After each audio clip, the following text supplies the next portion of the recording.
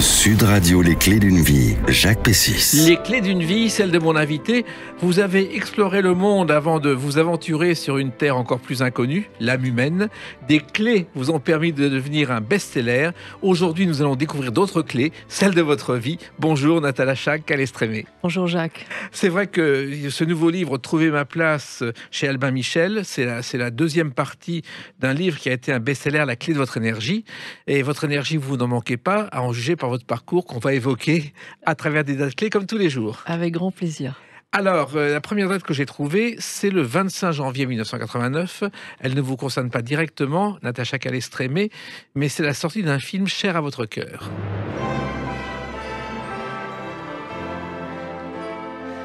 Le générique de Gorille dans la brume, un film qui a changé votre vie. Absolument. Quand je découvre Dian Fossey sous les traits de Sigourney Weaver qui touche le doigt de Digit, le petit gorille, puisque Dian Fossey était une protectrice en fait des grands primates. Et dans Gorille dans la brume, effectivement, dans ce film, quand je vois ce film, je me dis plus tard, je veux être Dian Fossey, ou en tout cas, je veux rencontrer les grands gorilles, les grands primates. Vous avez 9 ans à l'époque, je crois. Alors, 9 ans, c'est les rhinocéros. Là, j'ai 18 ans. 89, je suis un peu plus... un peu plus grand. Enfin, voilà. mais ce film, effectivement, a été un événement parce qu'en plus, il était tourné sur les lieux mêmes où on avait trouvé les gorilles. C'était à une hauteur de 2600 mètres et une équipe réduite devait monter à 3006 parce qu'il fallait, un peu comme le coronavirus, un minimum de personnes sur place. C'est assez étonnant. Complètement. Et c'est vrai que quand je découvre ce film, je me dis, est-ce que je fais une association comme Dian Fossey ou d'autres, ou est-ce que je fais autrement pour essayer de valoriser ces actions? Il faut savoir aussi que les premières recherches sur les gorilles de Dian Fossey ont été financées par le National Geographic. Ils ont envoyé un photographe et c'est devenu le mari de la dame. C'est assez étonnant. Complètement. Et le premier, en fait, celui qui envoie Dian Fossey, c'est pas Georges Chalère, si, je crois que c'est Georges Chalère. Ouais.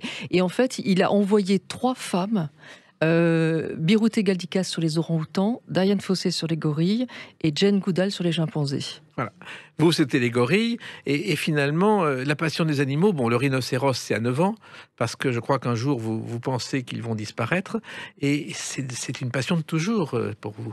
C'est-à-dire qu'en fait, mon père apprend que le dernier rhinocéros noir est mort. Alors effectivement, c'était pas une vérité, on en a retrouvé après. Mais je me suis effondrée à ce moment-là, j'ai 9 ans, et je me dis, mais comment le 3e plus gros mammifère sur Terre peut-il disparaître? Et je me rappelle précisément de l'endroit où j'étais quand j'apprends, c'est quelque chose c'est un effondrement à l'intérieur de moi. Je me dis, mais comment on peut laisser faire ces choses-là? C'est pas possible. C'était au-delà de l'animal, c'était l'environnement déjà. C'était ce rhinocéros, c'est immense, et voilà, je savais que c'était le 3e mammifère le plus gros sur la Terre, après la baleine et après l'éléphant. Et je me suis dit, mais on a fait pour les dinosaures, ils sont terminés, mais là, c'est plus possible. Il y avait quelque chose de, c'est impossible. Comment on a pu laisser faire ça? Mais alors finalement, Natacha Calestrémé, vous êtes intéressée à l'environnement alors que ça n'intéressait personne. Alors, à l'époque, il y avait Jacques-Yves Cousteau, quand même, qui s'intéressait effectivement au monde marin. Alors, là où vous avez raison, c'est que l'environnement était traité très souvent sous la forme anxiogène, dénonciatrice. Et moi, dès le départ, je me suis dit, si on veut convaincre les gens de vrai, il faut absolument le présenter sous la forme positive. Et finalement, la forme positive, Cousteau vous y a aidé car vous êtes devenue une inconditionnelle du commandant Cousteau. Complètement, j'ai fait 10 ans de plongée sous-marine, complètement. et vous savez que le bonnet rouge du commandant Cousteau, finalement, d'où vient-il? En fait, les premiers essais de scaphandres au 19e siècle, les bagnards qui étaient volontaires, ils portaient, pour qu'on les différencie des autres, un bonnet rouge. Et c'est pour ça que le commandant Cousteau a choisi le bonnet rouge comme emblème. J'ignorais. Alors, vous décidez à ce moment-là qu'un jour, vous ferez des documentaires, des conférences. Bon, c'est un rêve pieux au départ, Natacha Calestrémé. Non, alors c'est un rêve, oui, mais au fond de moi, je sens que c'est vital. C'est-à-dire que si je n'y arrive pas, quelque part, je passe à côté de ma vie. Oui, déjà une question de place. Oui. Mais vous habitez Bordeaux. Ouais. À l'époque, il n'y a pas les chaînes régionales comme aujourd'hui. Comment on fait? Bah, comment on fait? C'est la vraie question. Je ne sais pas comment on fait. Et donc la seule chose, c'est que je me dis, bon, j'ai un bac scientifique en poche. Je me suis dit, je vais faire un BTS publicité et communication. Ça va m'amener vers la communication. De là, je serai journaliste. Quand je serai journaliste, ben, je vais essayer de rentrer à la télévision. Quand je serai à la télévision, je vais essayer de faire du documentaire. Oui. Quand je serai au documentaire, j'irai toucher les doigts des gorilles. Voilà, Bon, c'est mal parti au départ. Mais à l'époque, en plus, les émissions animalières à la télévision, il n'y en a pas beaucoup. La première d'entre elles, c'était celle-ci. En 1952, Frédéric Rossif crée La vie des animaux, commenté par Claude Darget. Et ça a été, je ne sais pas si vous connaissez l'émission, un événement extraordinaire. Ça a été la première fois qu'on voyait des animaux à la télévision, des animaux du bout du monde. Waouh! Et cette émission, il faut en regarder quelques extraits. Le générique était d'un jazzman, Lee Baxter, car Frédéric Rossif, grand journaliste ensuite, il a débuté comme assistant au Club Saint-Germain-des-Prés de jazz, où il croisait Sartre, Camus et Boris Vian. Voilà, comment on passe à la télévision, comme vous avez commencé. Donc, école de communication, BTS, vous écrivez aux journaux, personne ne veut de vous. Voilà. Ben, j'ai aucune légitimité, puis je ne sais pas écrire. Donc bon, pourquoi on me prendrait? Alors, je vais, mais en tant qu'autodidacte, je vais lire. Et en fait, je vais rentrer dans les magazines et dans les rédactions en chef parce que j'apporte des sujets innovants. Voilà. Mais encore faut-il arriver dans ces rédactions. Et je crois que c'est France Soir, le premier journal qui vous a accepté, mais sur le côté pub. Voilà. Alors la pub, c'est le moyen, voilà, François. Puis j'apprends que Nicolas Hulot va créer VSD Nature avec les frères Siegel. Et je postule, je suis prise. Et puis finalement, en douce par derrière, je propose à d'autres magazines, des mensuels pour la plupart, des articles. Et vous prenez un pseudonyme. Voilà. Luce Calès. Pourquoi? Luce, c'est mon deuxième prénom, et Calès Trémé en deux, coupé en deux, voilà. Et parce que faisant de la pub, vous ne vouliez pas apparaître sur J'avais un contrat qui m'interdisait de travailler par ailleurs. Le problème, c'est de trouver des sujets aussi, Natacha Calès Trémé, mais c'est aussi d'écrire, car vous n'avez jamais fait d'école de journalisme, vous n'avez jamais appris à écrire. Et alors, c'est justement les rédactions en chef qui, séduites par les sujets que je leur apporte, qui vont m'apprendre. Ils me disent non, regarde. Et j'ai toujours eu des rédactions en chef, des rédacteurs en chef ou d'autres journalistes qui ont eu à cœur de m'apprendre. Et j'étais tellement demandeuse que j'ai appris. Et c'est devenu un réflexe, l'écriture. C'est devenu une passion. C'est-à-dire qu'aujourd'hui, quand j'écris pas un petit peu chaque jour, je vais pas bien. C'est quelque chose qui est important pour moi. Alors, quand vous parliez de sujets innovants, le premier est quand même assez étonnant, c'est le pouvoir dépolluant des plantes mis en évidence par la NASA.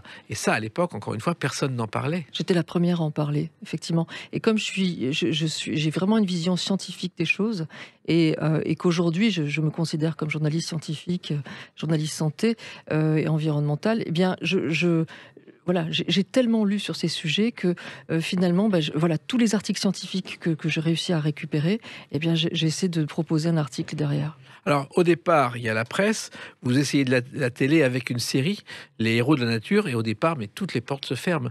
Vous êtes en avance sur votre temps. Alors c'est ce que je me dis, c'est exactement ce que je me dis, Jacques. Au début, je me dis bon, je suis en avance sur mon temps, et puis c'est vraiment c'est le côté non. Et moi j'ai ça chevillé au corps et je me dis je vais y arriver. Il faut que j'y arrive, c'est vital. Ouais. Sauf qu'un soir, un vendredi, vous êtes découragé et vous avez dit j'arrête, je rentre à Bordeaux. Mon mari, à l'époque, mon ex-mari, me dit, il est de Bordeaux, il me dit on rentre. Et moi, j'ai plus d'arguments. Et il va se passer quelque chose sur une semaine, incroyable. Nicolas Hulot rentre du Nicaragua, je crois, et il me dit il faut que tu achètes un livre. Et il faut que tu achètes L'Alchimiste de Paulo Coelho. Je dis pourquoi? Il me dit mais parce qu'à l'intérieur, il y a des choses qui vont te parler. Et effectivement, Paulo Coelho parle de la pluie de signes, que chacun a une destinée personnelle, et ça me parle, et c'est comme si ça réveillait l'envie à l'intérieur de moi. Et il va y avoir comme ça toute cette semaine une pluie de signes jusqu'au vendredi où normalement je dois signer mon contrat pour partir, et à 17h, j'y vais pas. Et à 18h, j'ai un coup de fil d'un chasseur de tête qui me propose une place à France Télévisions. Donc, qui vous permet de côtoyer les gens de la télé, Nagui, Drucker, de Chavannes, de la rue, que vous allez découvrir. complètement. Et c'est fantastique parce que ils sont vachement sympas, ils sont tous là-bas et ça se passe très très bien, très très bien. Et au départ, encore une fois, c'est la pub avec les émissions de parrainage qui débutent, ce qui n'existait pas avant, Natacha Calestrémé. Complètement. Et je vais proposer un petit programme court. On est en 1996, ça n'existe pas, 1 minute.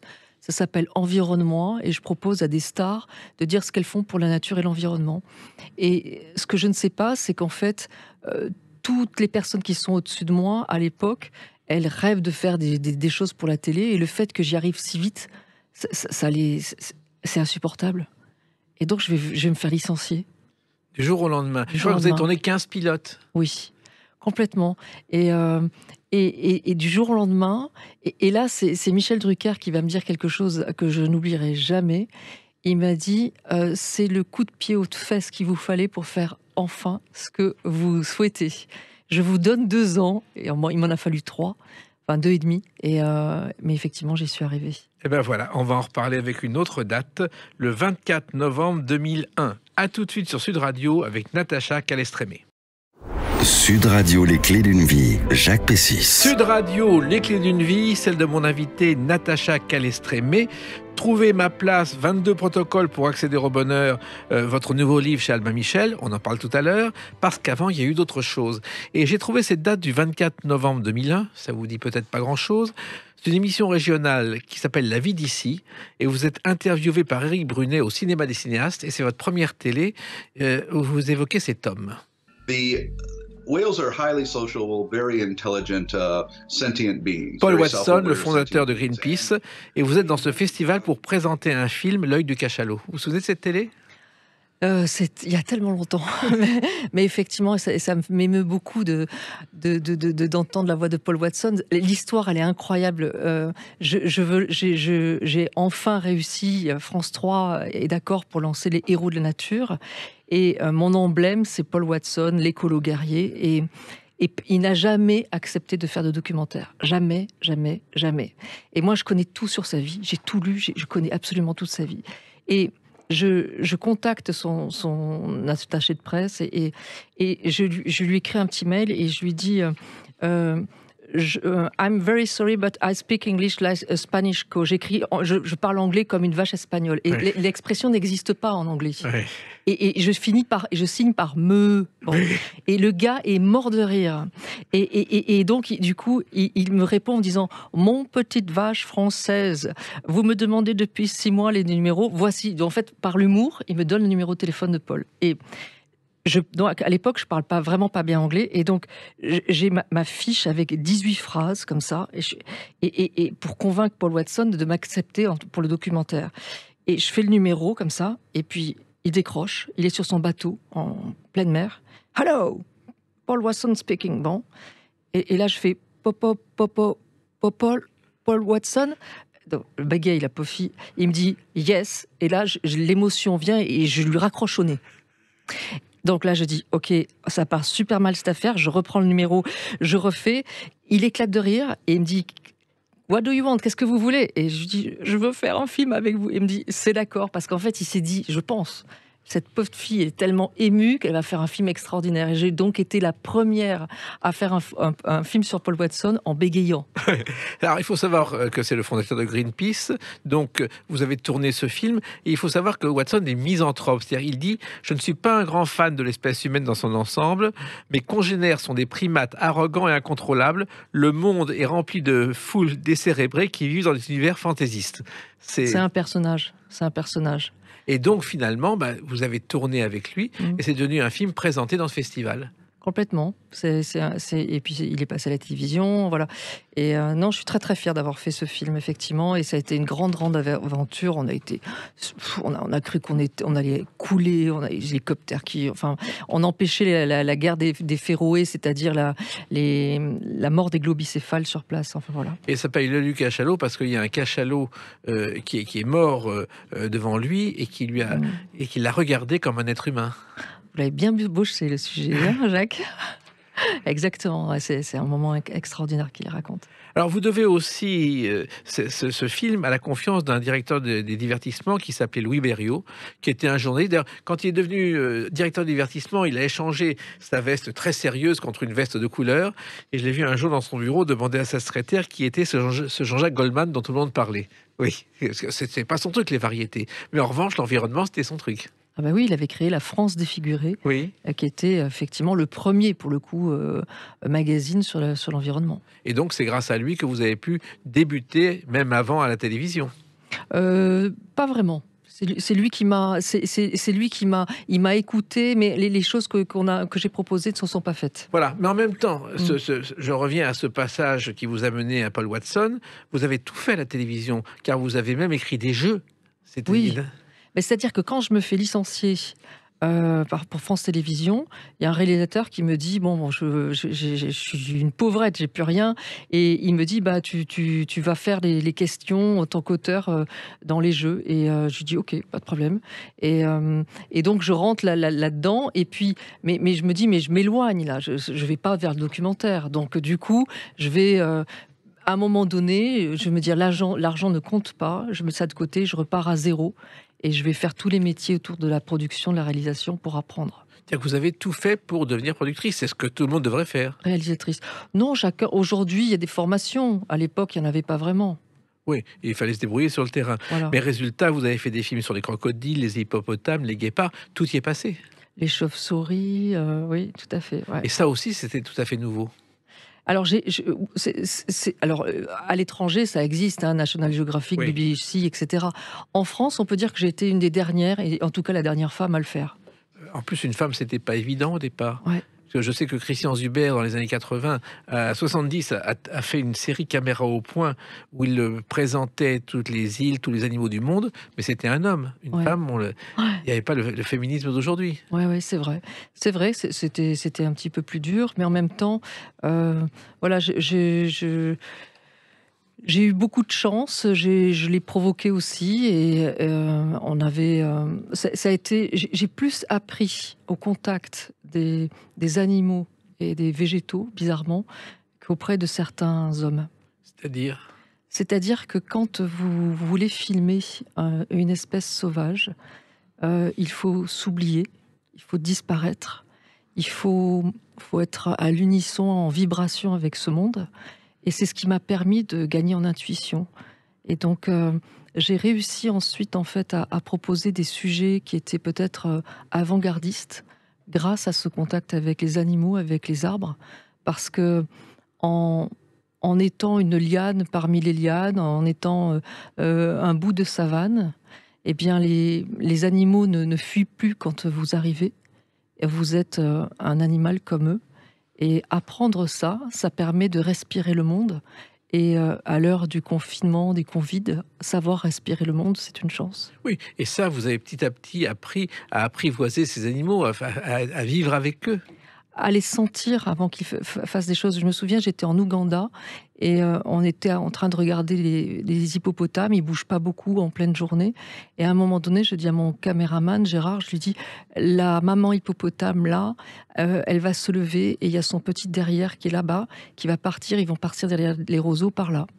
Il a tourné sa caméra vers l'hippopotame. Elle s'est levée, elle a fait exactement ce que j'avais dit. Il s'est retourné vers moi et me dit, comment t'as fait ça? Je dis quoi? Et il me dit, bah, tu viens de me dire ce qu'elle a fait. Je dis, bah, je sais pas. Et c'était en fait la première fois que ça se passait.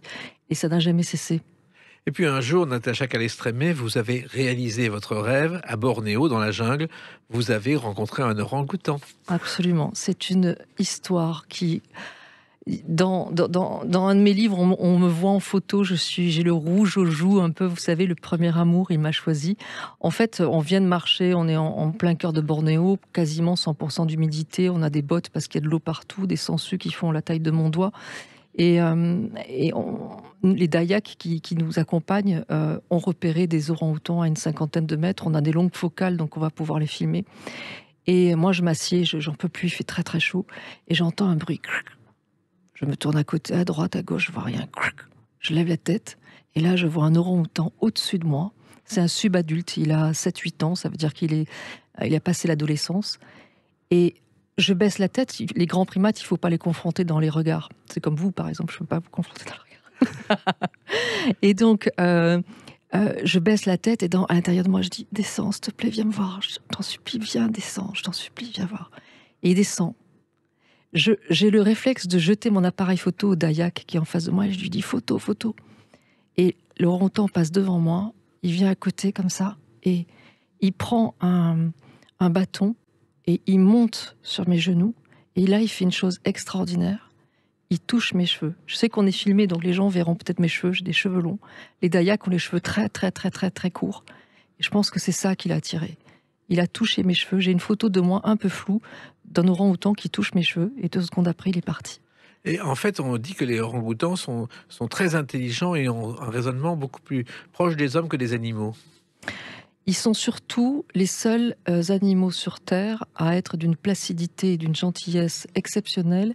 Et les scientifiques pensent que ça vient du fait que c'est la seule espèce au monde où la mère s'occupe de son petit exclusivement pendant 8 ans. Elle n'a pas d'autres petits avant qu'il ait 8 ans. Et donc, ce serait une explication. Et ce jour-là, vous ne l'avez jamais oublié, vous n'avez jamais revu un orang-outan ensuite? Non, c'est peut-être ce que j'ai trouvé après chez mon mari, son côté un peu orang-outan. Ouais, c'est autre chose. Et bien justement, avec votre mari, vous avez fait une série dont on va parler avec une autre date, le 25 février 2011. A tout de suite sur Sud Radio avec Natacha Calestrémé. Sud Radio, les clés d'une vie, Jacques Pessis. Sud Radio, les clés d'une vie, celle de mon invitée Natacha Calestrémé.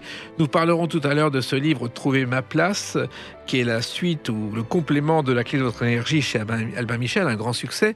Là, on revient à une date, 25 février 2011. C'est la première sur M6 d'une série de 11 films dont voici le générique. Des choses qui sont très surprenantes. Les enquêtes extraordinaires, ça c'est quelque chose qui a marqué les gens. Il y a eu une série de DVD, ça a été un immense succès. Oui. C'était pas les animaux, ça allait beaucoup plus loin.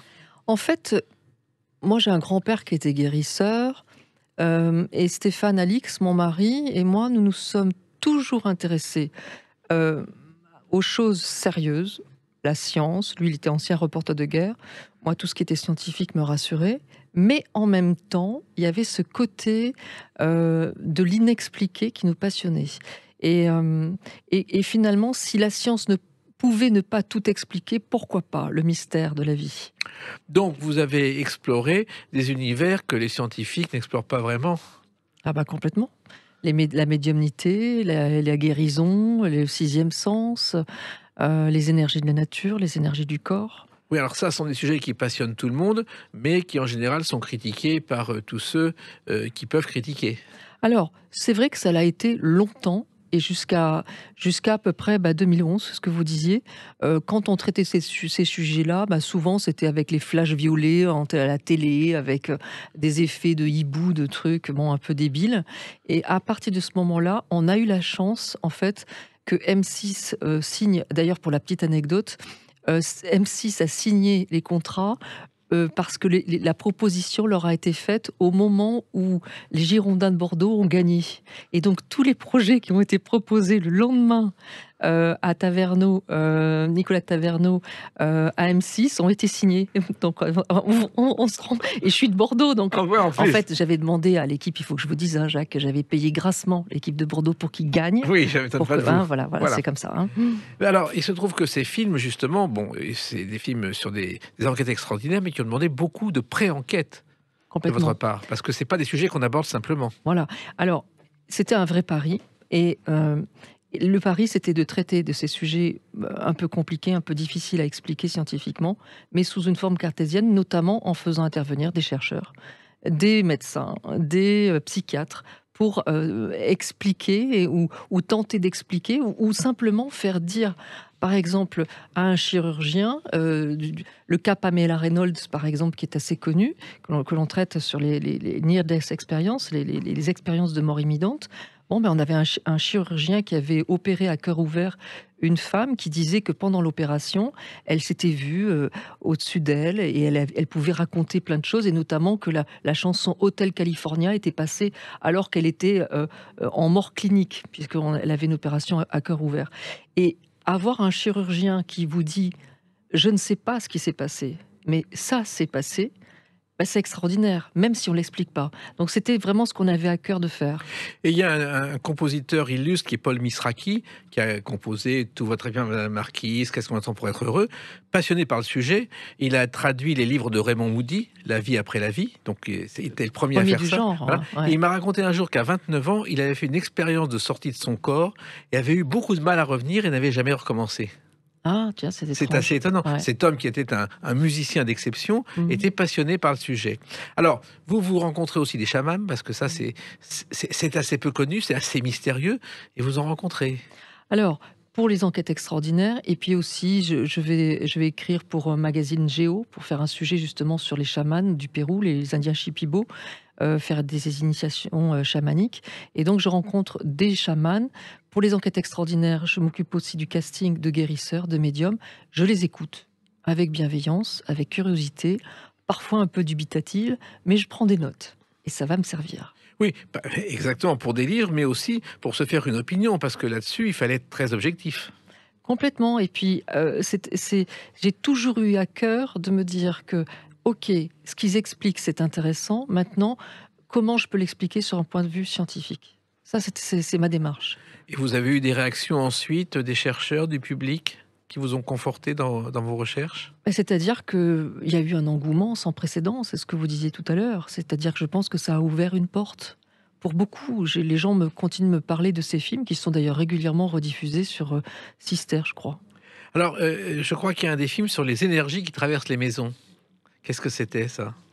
Alors, si vous voulez, il y a un peu plus de la moitié de la population mondiale qui considère que chaque lieu a une énergie. Bon. Et j'ai donné d'ailleurs une conférence un jour auprès des anciens d'HEC pour leur expliquer que l'Inde, le Japon, la Chine, ces trois pays font partie du top 5 des 5 pays les plus riches au monde. Et ces pays-là utilisent l'énergie du lieu dans toutes leurs décisions professionnelles. Donc c'est pas de la rigolade quand on commence à parler d'argent. Non. Alors, il se trouve que l'énergie, justement, c'est au cœur de la clé de votre énergie, votre premier livre chez Albin Michel, qui est paru en 2020. Est-ce que c'est la conséquence de cette découverte de l'énergie qui vous a donné envie de passer à ce sujet tout à fait étonnant et qui n'a rien à voir avec les précédents? C'est une série de déboires qui ont duré 4 ans et qui ont commencé avec, sur le plan familial, beaucoup de choses assez dures. Puis les manuscrits qui me sont refusés, des films qui me sont refusés, je me retrouve au chômage. Alors que vous étiez en plein succès avec les histoires extraordinaires. J'ai jamais connu de crise professionnelle jusqu'à présent, donc je le prends très très mal. Et tout s'effondre, je perds ma petite sœur, je perds une amie de suite de harcèlement conjugal, et je finis au bout de 4 ans avec une double hernie discale. Et je me suis pas rendu compte qu'en 4 ans, je suis l'ombre de moi-même, et je suis au bout du rouleau, et je sais pas comment faire. J'ai essayé, je suis allée voir des médecins, je suis allée voir des psychothérapeutes, ça bouge un peu, mais pas vraiment, je sais plus quoi faire. Et donc, vous décidez d'écrire un livre? Non, pas tout de suite. C'est à ce moment-là qu'en fait, je me souviens de ces techniques partagées par les chamans et les guérisseurs, et je me dis, et si j'essayais? Et donc, je vais essayer ces techniques, ça change ma vie. Mon mari me dit, écris un livre, et j'ai dit, c'est de la chance. Et donc, il va se passer plusieurs choses où on va me solliciter, ça va me donner confiance. Et pendant 3 ans, je vais proposer des ateliers, et petit à petit, le corps médical, psychiatre, psychologues, psychothérapeutes vont venir se former à ces rituels chamaniques que je vais transformer en protocole. Et comme ça marche vraiment très très bien, c'est là où j'écris La clé de votre énergie. Mais en même temps, que les médecins vous fassent confiance, c'est inattendu, parce que les méthodes des chamans, en général, les médecins, ils les refusent, Natacha Calestrémé. Absolument, je suis la première surprise. Moi-même, au début, quand je les mets en place, j'y crois pas. Je me dis, il faut être naïf pour penser que ça va marcher. C'est débile. Donc, je me sens pas légitime. Et c'est bien parce que le corps médical, non seulement vient se former à ces rituels, mais m'envoie leur passion.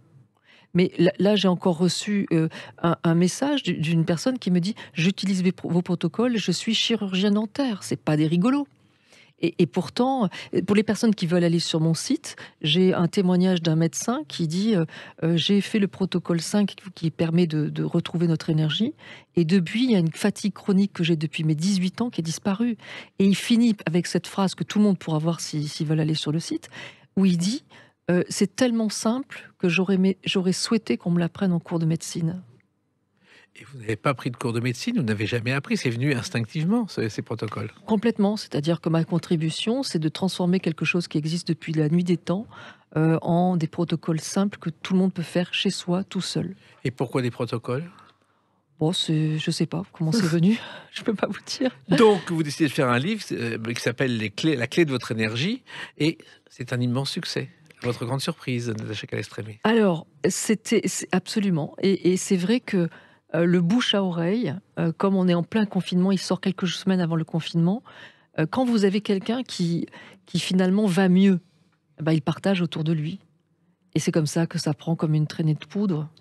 Et effectivement, ça prend comme une traînée de poudre parce que des gens qui ont le moral à zéro, vous en sortez certains du gouffre grâce à ce livre. Moi, je fais rien. C'est eux qui le font. Moi, je fais pas leur place. C'est eux qui font les choses.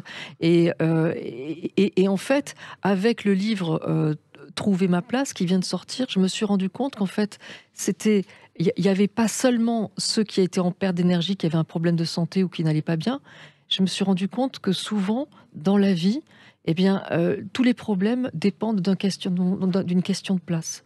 C'est-à-dire que parfois on est bien dans son couple, plutôt pas mal dans sa profession, plutôt pas mal dans sa famille, mais au fond de soi, on espère un peu plus, un peu mieux. Et c'est toujours une question de place. Et souvent, ça vient du fait que peut-être notre père ne nous a pas regardé comme on le souhaitait, peut-être que notre mère ne nous a pas donné notre vraie place, peut-être qu'on a été comparé avec les frères et sœurs. Tout ça est une question de place. Alors, la clé de cette énergie, au départ, il y a des choses étonnantes dans ce premier livre, parce que, notamment, vous expliquez que vous vous êtes guéri sans chirurgien d'une double hernie discale, de Natacha Calestrémé. Alors, absolument. Au départ, je vais voir un médecin. Quand on est malade, on va voir un médecin. Ah oui. C'est la première des choses à faire.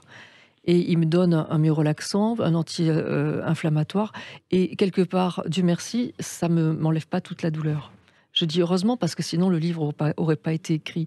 Ensuite, je vais voir d'autres thérapeutes et les choses vont mieux, mais j'ai toujours très mal. Et là, je me réfère tout d'un coup, en fait, je comprends qu'il y a quelque chose d'émotionnel. C'est la psychoneuroimmunologie qui explique que, c'est la médecine de pointe, qui explique que le moindre stress crée un effondrement de notre immunité qui nous rend sensibles aux éléments pathogènes et qui font qu'on est malade. Et donc, je comprends qu'en fait, que quand on tombe malade, il ne faut pas se dire qu'est-ce que j'ai porté, qu'est-ce que j'ai mal fait, est-ce que j'ai oublié de mettre une écharpe. C'est juste qui j'ai rencontré, qu'est-ce qu'on m'a dit juste avant qui m'a fait effondrer mon système immunitaire, qui a fait que je suis tombée malade. Et donc, l'hernie, elle s'est guérie comment? Parce que, j'ai fait ce qu'il fallait au niveau médical, oui, pour rassurer mon cerveau que tout ce que je fais est normal et pour éviter que ça revienne et surtout pour faire en sorte que je n'ai plus mal. J'ai travaillé sur le plan émotionnel en cherchant ce qui dans ma vie avait pu impacter mon système immunitaire pour que je tombe malade. Et donc je me suis rappelé que 2 jours avant d'avoir la hernie discale, on m'avait dit des choses très dures. Et ça, c'est tout un travail que j'ai fait aussi sur le côté transgénérationnel et qui s'explique par l'épigénétique. J'ai compris que c'était des répliques sur quelque chose dont j'avais pu hériter de ma famille. Mais finalement, beaucoup de gens ont cru en ça. Est-ce que vous avez eu des critiques en disant « mais c'est pas possible, elle n'est pas médecin, de quoi elle se mêle ?» Mais c'est-à-dire qu'en fait, les gens... Vous savez, peu importe qu'on y croit ou pas, quand on est au bout du rouleau, quand on n'a plus que ça, quand on est un torrent de larmes, vous cherchez pas, vous dites « j'essaye ». C'est quoi un livre? Un prix d'un livre, c'est rien par rapport... Donc les gens, ils ont essayé et ça a marché. Ce médecin, il m'a dit au début, il me dit « j'apprends le protocole 5, je le fais, j'arrête ». C'est tellement bizarre. Je me couche. À 2h du matin, je me réveille. Il me dit « j'essaye ». Et là, je sens physiquement quelque chose. Et donc, je comprends les gens qui sont dubitatifs. Je l'étais la première. Voilà. Et puis finalement, on n'est plus du tout dubitatif. La preuve, il y a une suite. Trouver ma place, dont on va parler dans quelques instants à travers une autre date, le 13 octobre 2021. À tout de suite sur Sud Radio avec Natacha Calestrémé. Sud Radio, les clés d'une vie, Jacques Pessis. Sud Radio, les clés d'une vie, celle de mon invité Natacha Calestrémé. Donc, 13 octobre 2021, sortie chez Albin Michel de Trouver ma place, 22 protocoles pour accéder au bonheur. C'est pas la suite, c'est le complément de la clé de votre énergie dont on vient de parler. C'est bien résumé. Effectivement, voilà, comme je disais tout à l'heure, on peut aller plutôt bien dans sa vie et puis finalement, à l'intérieur de soi, pas être au maximum du top, pas être dans le bonheur total, être heureux totalement parce que on vise mieux, on vise plus haut et tout ça est une question de place. Et souvent, j'ai pour habitude de dire que si on s'énerve de n'être pas dans la bonne file du supermarché, c'est que souvent il y a un problème de place. Voilà. Et justement, la place, elle peut être dans la vie privée, mais aussi dans la vie professionnelle. Complètement. Par exemple, imaginons, je n'arrive pas, le confinement a rebattu les cartes, je n'arrive pas à me lancer dans une nouvelle activité, c'est une question de place. Je n'arrive pas, ma collègue me prend, prend les lauriers à ma place, c'est une question de place, ou bien mon patron ne me considère pas, ou je suis harcelée, c'est une question de place. Je trouve pas du travail, c'est une question de place dans la société. Tout est lié à une question de place, c'est très étonnant. Donc les énergies, c'était le point de départ. La place, trouver sa place, c'est le complément. On va dire que ça a élargi les choses, parce que l'énergie, c'est le point de départ. C'est vrai que pour travailler, récupérer, en fait, aller mieux, ça commence par l'énergie. Après, il y a des personnes qui ne se sentaient pas concernées parce qu'elles disaient « mais moi, j'ai un maximum d'énergie ». Mais souvent, les personnes qui ont beaucoup d'énergie ne se rendent pas compte qu'elles en perdent. Et là, vous êtes servi de votre expérience personnelle pour bâtir ce livre, Natacha Calestrémé? Bah oui, parce que moi, j'ai une sœur jumelle, donc je suis née avec la question de la place comme quelque chose de prépondérant. Alors, il y a un mot que vous employez dans ce livre qui est très important, c'est le bonheur. Le bonheur, il ne passe qu'une fois, disait Charles Trenet. Le bonheur ne passe qu'une fois, prenez-le quand il vous appelle. Le bonheur. C'est vrai que le bonheur ne passe qu'une fois ou il faut le saisir quand il arrive? Alors, tout est possible. Je dirais que le bonheur s'acquiert. C'est-à-dire que je pense que à partir du moment où on considère que le moindre petit grain de sable dans notre vie est une occasion de comprendre que c'est une épreuve qui est probablement héritée de notre famille, exactement comme l'épigénétique l'a montré, eh bien concevoir par exemple que, on parlait du travail il y a 2 secondes, imaginons quelqu'un qui espère avoir plus, être reconnu, qui est commercial et qui veut être directeur commercial par exemple, et qui n'arrive pas à trouver sa juste place. Eh bien souvent c'est en lien avec le fait que dans sa famille, peut-être que son père n'a pas été à sa place, peut-être qu'il a été obligé de reprendre l'entreprise familiale, peut-être que sa mère toujours été dans l'ombre de son mari, peut-être que la grand-mère aurait voulu travailler mais elle a élevé les 5 enfants parce que le grand-père était à la guerre, peut-être que le grand-père aurait voulu être père de famille, il est parti à la guerre, il est mort là-bas. Tout ça est une question de place et tout ça est une question en fait. Lorsqu'on arrive à voir le lien entre les fardeaux émotionnels qui ont été vécus par notre famille avant nous et dont on hérite, encore une fois, par l'épigénétique, montré par l'épigénétique, eh bien, on en hérite, c'est malgré eux, on a hérité ça, on n'a pas voulu, et nos parents n'ont pas voulu nous le transmettre. Mais quand on commence à comprendre ça, c'est le début de la guérison. Oui, il faut digérer un petit peu ces cauchemars pour que le rêve de la vie recommence. Mais on n'a même pas besoin de le savoir, Jacques. C'est-à-dire que parfois, moi j'ai des personnes qui me disent, là, j'ai en tête un monsieur qui me dit, chaque fois que je crée des entreprises, au bout de 2 ans, elles s'écroulent. Alors une fois c'est un ravalement de façade, une autre fois c'est le confinement, etc. Et je lui dis, cherchez dans votre famille quelque chose qui, en presque 2 ans, annule tout. On a tout, puis plus rien. Et il s'effondre en larmes et il me dit « J'ai appris il y a très peu de temps que mon père avait eu un enfant avant moi, alors que je pensais être l'aîné. Et au bout de 18 mois, c'est-à-dire presque 2 ans, l'enfant était mort et à cause d'un tiers. Et L'enfant mort à cause d'un tiers, c'est comment dire, c'est comme s'il y avait quelqu'un d'extérieur qui faisait écrouler le projet, exactement ce qui se passait pour lui dans sa société. Et donc faire le lien entre ce qui se passe dans notre vie et ce que nos parents ou grands-parents, oncles et tantes ont pu vivre, eh ben c'est formidable parce qu'avec les protocoles dont je parle, dans Trouver ma place, on va pouvoir s'en libérer. Et comment vous est venue l'idée justement de créer ce lien, Natacha Calestrémé? Par la force des choses, parce que moi à l'époque je suis invisible. Et j'ai beau faire, voilà, être réalisatrice, romancière, journaliste, eh bien, on ne me voit pas. Et je réalise que ma grand-mère est totalement invisible et qu'il y a un lien. Mais que mon grand-père aussi était invisible et qu'il y a beaucoup de personnes dans ma famille, un chanteur à l'opéra qui n'a pas eu la reconnaissance qu'il aurait dû avoir, etc. Et donc là, je comprends qu'il y a quelque chose qui se rejoue et je vais faire ces protocoles avec eux. Alors ces protocoles, justement, il y en a 22, comme dans le premier livre, mais chacun peut puiser ce qu'il cherche. Absolument. C'est très bien de dire ça. C'est effectivement, dans Trouver ma place, on n'est pas obligé de lire le livre en entier. On va aller chercher ce qui m'intéresse. J'ai des TOC. Qu'est-ce que je fais? Qu'est-ce que je dois comprendre? Par exemple, les phobies, les TOC, c'est en lien très souvent avec double peur. C'est-à-dire qu'il y a eu des peurs très fortes du côté de la lignée maternelle et des peurs très fortes du côté de la lignée paternelle. On va chercher voilà, des choses sur le plan de l'amour, sur le plan de l'argent, sur le plan de la famille. Comment je fais pour exister vis-à-vis de mes frères et sœurs, etc.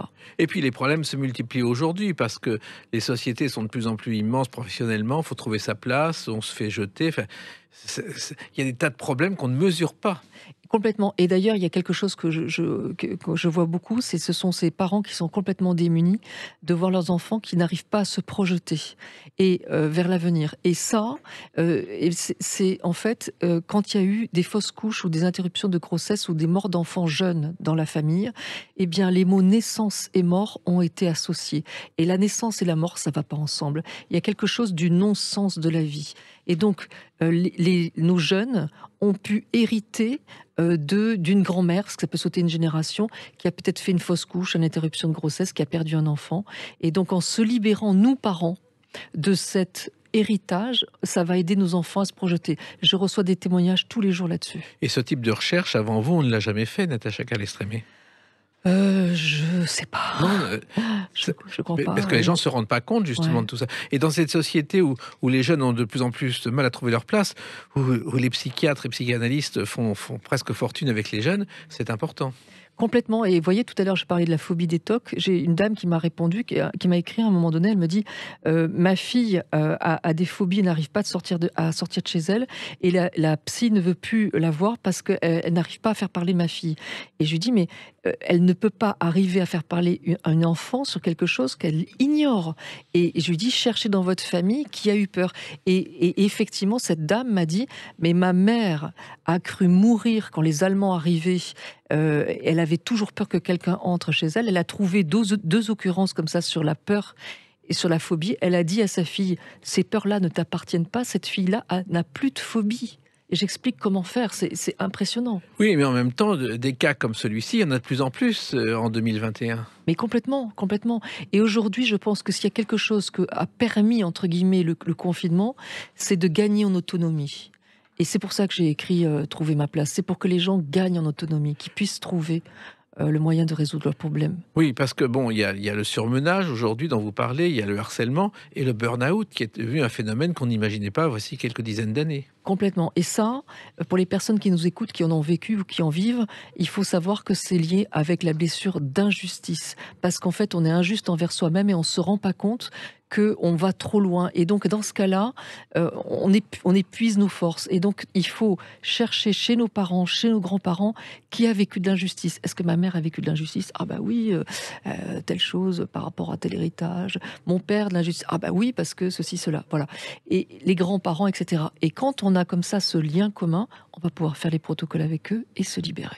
Alors, je me suis un peu renseigné sur le burn-out. En fait, c'est un psychiatre qui s'appelait Herbert Freud-Berger, qui a dirigé un hôpital et qui a été le premier, en 1974, à écrire un article Staff Burn-out et à faire des recherches sur le sujet. Ça n'existait pas avant. Vous me l'apprenez. C'est assez étonnant. Mais alors, les médecins, qu'est-ce qu'ils pensent de tout ça? Parce qu'en général, on a un burn-out, un surmenage, on va voir le médecin ou on prend des cachets.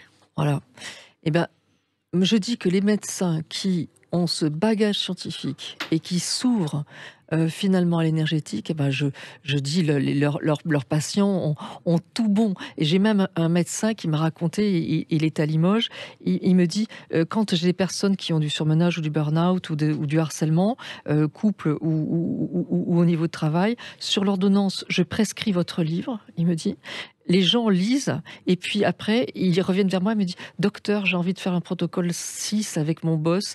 Est-ce que vous pouvez m'aider ?» Et il me dit « Et là, par rapport à l'ordre des médecins, je suis tranquille parce que c'est pas moi qui les ai sollicités, c'est eux qui me sollicitent et je m'exécute. » J'ai trouvé ça assez génial. Et puis, Natacha Calestrémé, il y a aussi la reconversion. De plus en plus de gens qui quittent la ville ou la campagne pour concrétiser un rêve. Ça aussi, vous en parlez, il y a des protocoles là-dessus. Complètement, parce que parfois, il y a des personnes qui ont l'envie à l'intérieur d'eux, mais ils n'osent pas franchir le pas parce que tout simplement, il y a des peurs en eux, la peur de mal faire, la peur tout court. Et donc là encore, il va falloir chercher qui a eu peur avant vous, chez votre père, chez votre mère, peut-être peur de perdre un enfant. Il ne faut pas simplement chercher au niveau du travail, c'est peur tout court. Voilà, peur de mal faire, qui a été critiquée, voilà. Et en faisant les protocoles, en disant « ce ne sont pas mes épreuves, je m'en libère comme je t'en libère » et tout ce que j'explique, eh bien c'est quelque chose qui s'en va. C'est très simple. Oui, c'est très simple, mais encore fallait-il y penser et l'écrire. Oh bah merci. Trouver sa place, c'est aussi trouver son lieu de vie, ce qui n'est pas toujours le cas. Absolument. Et moi, j'ai rencontré beaucoup de personnes d'un certain âge notamment qui ont du mal à trouver leur chez-soi parce qu'elles n'arrivent pas à se décider. Là, c'est une histoire de confiance, c'est souvent des autoblocages. Et j'explique aussi comment se libérer des autoblocages. Il n'y a pas que Stéphane Plaza pour trouver un appartement, il y a aussi votre livre. Mais finalement, ce sont des choses très simples, mais encore faut-il le temps de les pratiquer dans ces sociétés où tout va très vite. Oui, mais alors c'est super que vous disiez ça, Jacques, parce que ça me permet de dire quelque chose qui est essentiel, c'est que si vous voulez trouver votre place, donnez-vous votre place vous-même. Donc donnez-vous du temps, et ça commence là-dessus. Les gens ont tendance à dire « je claque des doigts » et il faut absolument que les résultats soient immédiats. Mais il faut se donner ce temps pour avancer. Et puis, vous dites aussi que l'un des protocoles, c'est de s'aimer avec nos qualités et nos défauts. Bah oui. Et ça, c'est de plus en plus rare aussi. On vous reproche vos défauts plutôt que vos qualités. Oui, mais c'est vrai que ça permet aussi de considérer que tout le monde est faillible et que c'est finalement de nos erreurs que l'on apprend pour avancer, se relever. Moi, si j'avais pas autant souffert, aujourd'hui, je serais peut-être pas devant vous, Jacques. Oui, vous n'auriez pas fait ces protocoles. Vos lecteurs, ceux qui vous écrivent, ce sont des jeunes, ce sont des vieux? J'ai absolument de tout. J'ai donné une conférence ce week-end à Paris. J'avais des très jeunes, 23, 24 ans.